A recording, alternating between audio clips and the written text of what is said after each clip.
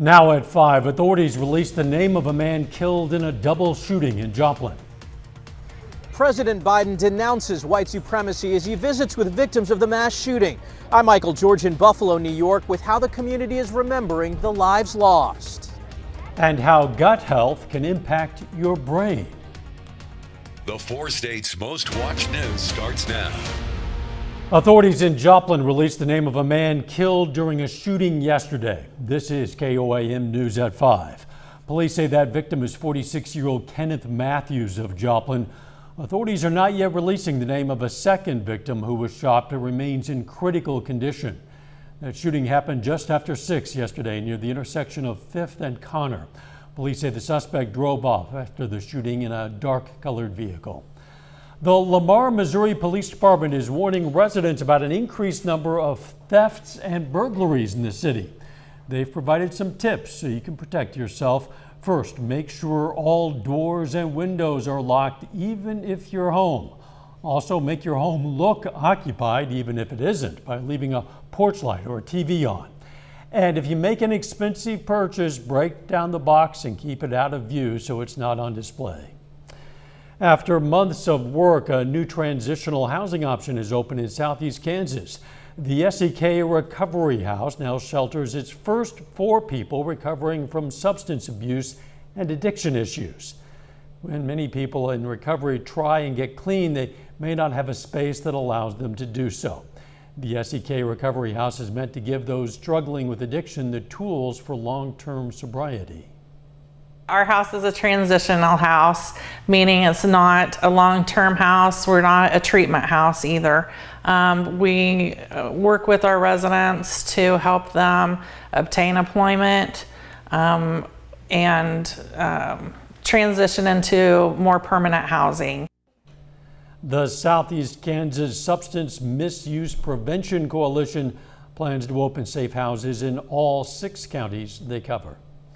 Let's check in with Doug Heading now for our first look at the weather. Well, it turned out to be another warm and very humid day for us once again across the region. We had showers, we had scattered thunderstorms during the morning hours. It kind of fell apart late morning into the early afternoon. We are going to get some more thunderstorms in here later on tonight, so we do have at least a low severe threat, mainly along the north of I-44 as we go through the overnight hours. These are late night guys. These are mainly after 10 p.m. until 4 a.m. I'm going to keep all the threats low for now. We just kind of need to see how things get going and develop as we go through the evening hours. Nothing going on right now. We'll watch for thunderstorms to develop out across parts of Nebraska and then into western parts of Kansas, and then see exactly what heads toward us as we go through the overnight hours. Quite a bit of severe weather is definitely going to pop up out to our west. Of course, we're going to break this down for you here in just a bit. See you then. President Biden visited grieving families of the Buffalo, New York supermarket shooting victims. Nearly all the victims of the massacre were black, including the 10 who died. In his remarks, the president called the attack domestic terrorism. Reporter Michael George is in Buffalo with more. Supremacy is a poison. It's a poison. Speaking in Buffalo Tuesday, President Biden called the supermarket mass shooting a murderous, racist rampage. 10 lives were lost Saturday and 3 people wounded at a Tops grocery store, where police say a white gunman intentionally targeted black people. President Biden also called out the unfounded racist ideology known as replacement theory.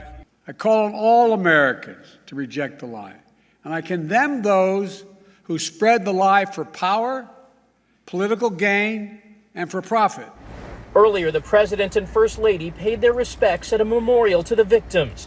They met privately with the families, listening and offering comfort. Buffalo is hurting. Denise Alston lost her friend Pearl Young in the attack. She didn't care who you was, what color skin, what political issues you shared. She would serve you.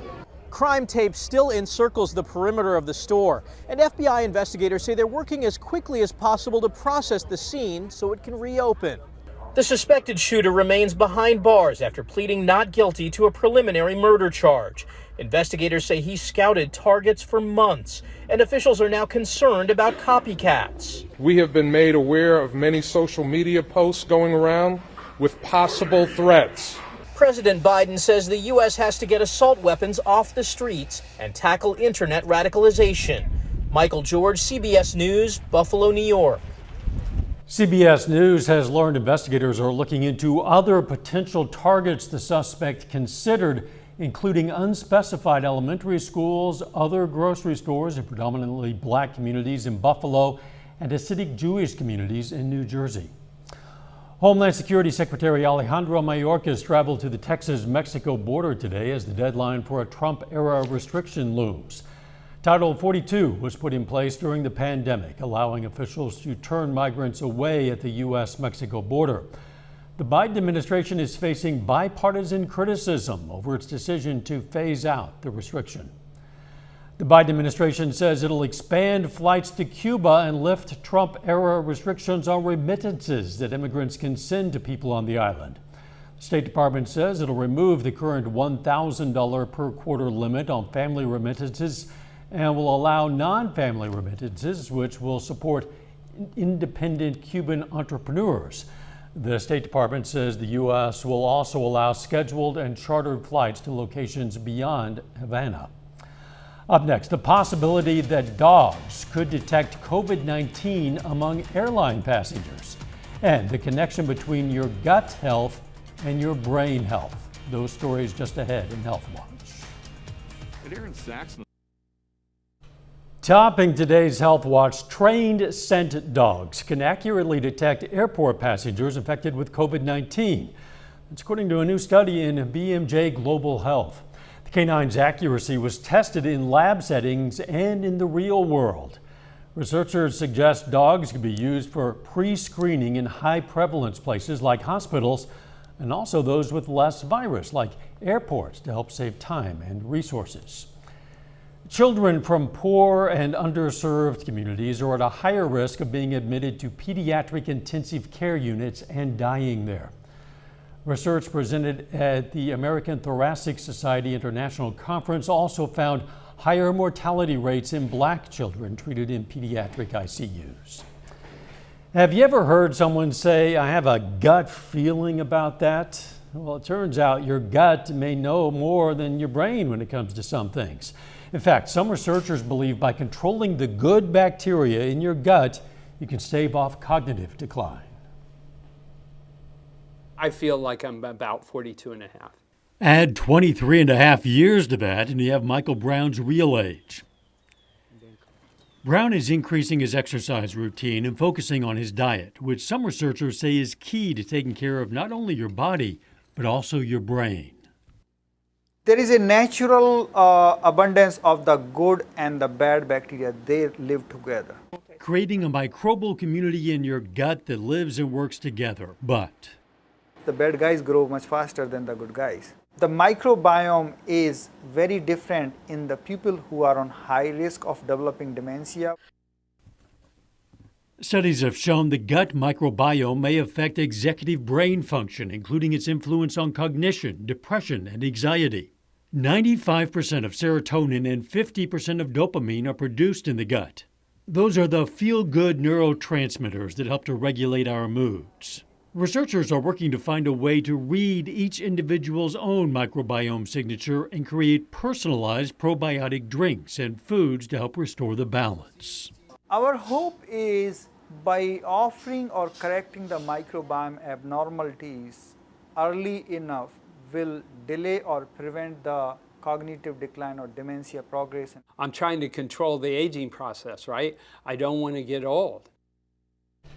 Researchers at USF are launching a research study for people who are concerned about their brain health, cognitive impairment, and dementia, and the link to their gut health. They're going to track alterations in the gut microbiomes to see if certain biomarkers can accurately predict which individuals are most likely to develop cognitive impairment or dementia. A new study published in Nature Medicine finds e-cigarettes are just as safe as nicotine patches for pregnant women and may help more women stop smoking. British researchers studied more than 1,100 pregnant smokers. Half were given patches, half were given e-cigarettes, and that second group had better proven quit rates at the end of pregnancy. And that is a look at today's health news. A little bit later, what's behind the growing popularity of tequila? Plus, watching for thunderstorms to pop up during the overnight hours tonight. We're going to look at that coming up.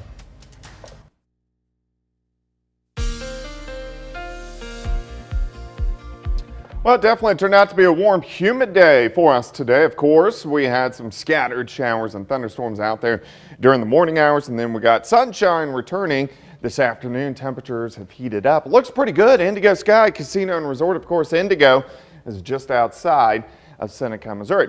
All right, we do have a severe threat for thunderstorms getting in late this evening into the overnight hours. The threat overall is low. And the greater threat is along and north of Interstate 44. You can see a little bit higher threat, at least a moderate threat once you get up toward Emporia, Salina, and also Kansas City. So for us, we're looking at timing 10 p.m. to about 4 a.m. I'm going to keep all the threats on the low side, but something we want to keep our eyes on as we go through the overnight hours tonight. Temps are warm, upper 70s, lower 80s. Looks good, kind of hazy. 7th and range line sitting at 81, south winds at about 20, humidity is at 58%. Through the evening hours, slide back through the 80s, 70s, only into the upper 60s for overnight lows for us tonight. All right, not a whole bunch going on for us right now. We're pretty quiet. We got any showers and thunderstorms we had earlier today. These are out of the region, but we're going to watch an explosion of thunderstorms mainly out to our west as we go through the next several hours. You can already see a complex northern parts of Missouri. These will push east and die. What we really got to watch is how do these develop? How do these develop? Does anything develop out here? If something can develop northeast of Wichita, we could get some storms in here as early as 10 in our northwestern counties. If that does not occur, we'll watch this cluster, which won't get here until after midnight tonight. So let's go through time. You can see all the thunderstorms. They explode near Kansas City, all the way out through central parts of Kansas, and then trying to get into our northern counties. So here's 11 p.m. So we need to watch out Yates Center, Neodesha, Fredonia, Iola, Chanute for possible storms trying to get in here at about 10 or 11 o'clock. And we will have a severe threat. The main severe threat is going to be hail and wind. As we continue through the overnight hours, you can see a cluster pushing mainly through our northern counties, may not even get into Joplin, may just kind of hit Pittsburgh and then also over toward Lamar. But here's a little after midnight, clusters of showers and thunderstorms continue through the overnight hours. Not much along and south of Interstate 44. These will last into the morning. Here's 6 a.m., scattered thunderstorms, and then these will push out of here. We'll break out. We'll see partly sunny skies once again, and then we'll warm up into the 80s for afternoon highs. So starting at 67, 81 by noon. Look at our high, up to 86 by the time we head into tomorrow afternoon. Tomorrow night, we may get another cluster that tries to work in through the region. So we'll have to watch for thunderstorms again by the time we head into tomorrow night, and then into Thursday morning. These should push out of here by the time we head into Thursday afternoon. So we'll keep our eyes on that as we go through the next couple days. So 86 tomorrow, some morning thunderstorms, a chance tomorrow night into Thursday. We have a low severe threat again late Friday. But look at this, high of 60 on Saturday, down to 42 Saturday night. Yeah, Thermometer. It's pretty chilly. I guess. Thanks, Doug. An unrelenting series of sandstorms is sweeping across Iraq, turning skies orange and putting thousands of people in the hospital with breathing problems. Dust storms happen every season in that region, but the 8th in a month is raising concern about climate experts who blame drought and the government for poor water management. Thick blankets of dust have shut down schools, businesses, and airports. Here's a look at our tower camera, sponsored by R.E. Smith Construction, as work continues on the KOAM More Power project. You can check it out anytime on our website. That's KOAMnewsnow.com/power. Coming up, a boom in tequila sales. First, though, we honor a local veteran of the Vietnam War. Carl Junction native David Chalagos served in the U.S. Army from 1969 to 1971 with the 1st Signal Brigade. Sergeant David Chalagos, a 4-state hero. Topping today's Consumer Watch, Abbott Nutrition reached an agreement with the Food and Drug Administration to reopen a shuttered plant, which should help ease the baby formula shortage. The plant in Michigan has been closed since February after it failed to meet safety guidelines. Production could wrap up within 2 weeks, with new formula hitting store shelves in 6 to 8 weeks. McDonald's is pulling its iconic golden arches out of Russia. The company says the invasion of Ukraine is not consistent with its values. McDonald's entry into Russia followed the collapse of the Soviet Union 30 years ago. It was a symbolic show of the incoming Western influence. Now McDonald's hopes to sell its more than 800 restaurants to a local buyer. During the pandemic, tequila experienced a big surge in the U.S. market. Wendy Gillette takes the tequila train through the heart of Mexico's agave fields for an up-close look at the spirit's roots and its growing popularity. All aboard the Jose Cuervo Express, which rattles past tequila-producing blue agave plants on its way from Guadalajara to the town of Tequila in western Mexico. Train passengers snap pics, take in the view, and of course, sample lots of tequila. This is an authentic Mexican experience. The tequila train runs every Saturday. Tickets start at around $120. The 40-mile journey is proving popular with U.S. tourists because, well, Americans like tequila. Tequila is on fire. The president of the Distilled Spirits Council of the U.S., Chris Swanger, just arrived home from a visit to Mexico's agave fields. He says sales of tequila and its spicier cousin mezcal increased 30% last year, reaching $5.2 billion. Super premium tequila sales shot up 1,300% since 2003. Tequila is now the #2 selling spirit in the U.S. behind vodka. There is no doubt there is a possibility that tequila could overtake vodka as the #1 spirits category in the United States. Back in the town of Tequila, a mariachi band greets the train. Then it's off to Latin America's oldest distillery, established in 1798 by Jose Cuervo, and more tequila tasting. Visitors can cool off with a rooftop pool dip at Hotel Solar de las Animas high above Tequila, or learn more about the complex process of making tequila, including how it's harvested, extracted, and aged. They've got 1.9 billion agave plants in the ground right now to be able to supply the tequila demand in the United States. That's a lot of tequila te amo. Wendy Gillette, CBS News, Tequila, Mexico. Tequila connoisseurs say the real enjoyment and appreciation of the spirit comes from sipping it, not tequila shots. Starbucks announced a new benefit for employees and employee dependents. The coffee chain says its health care plan will reimburse travel for its workers getting abortions or gender surgeries. Details of the new benefit are still being worked out, but Starbucks said it would be for circumstances when abortions or gender surgeries are not available within 100 miles of an employee's home. Uber is making sure baseball fans don't have to wait in long lines for their peanuts and Cracker Jacks. The ride-hailing company is working with a handful of parks, including New York's Yankee Stadium, LA's Dodger Stadium, and Houston's Minute Maid Park, so the fans can use Uber Eats to order their food and pick it up at a nearby concession stand. A final check of the forecast next.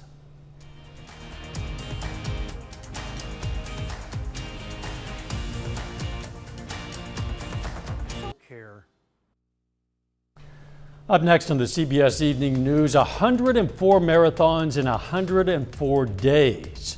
One cancer survivor's run for the record books. Then on KOAM News at 6. KOAM is partnering with Missouri TV stations that are part of the Gray Media Group for a series of polls on a variety of topics.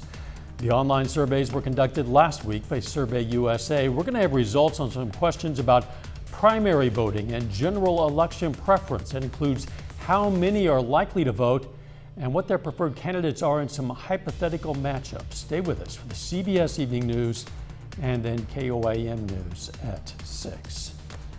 It's kind of muggy. It is. And we are watching for some scattered thunderstorms getting in here mainly after 10 p.m. In our northwestern counties, but some of these could pack a pretty good punch. Our main threat is going to be wind and hail. It's going to be a loud late night for areas north of I-44. If you live south of I-44, you may not even get a drop. Some scattered thunderstorms in the morning, another chance tomorrow night, severe threat Friday. Look at the temperatures heading into the weekend. Very atypical for May. chilly overnights. Thanks for joining us. CBS Evening News is next. Of course, we'll be right back here at 6. We'll see you then. Let's make it a great evening.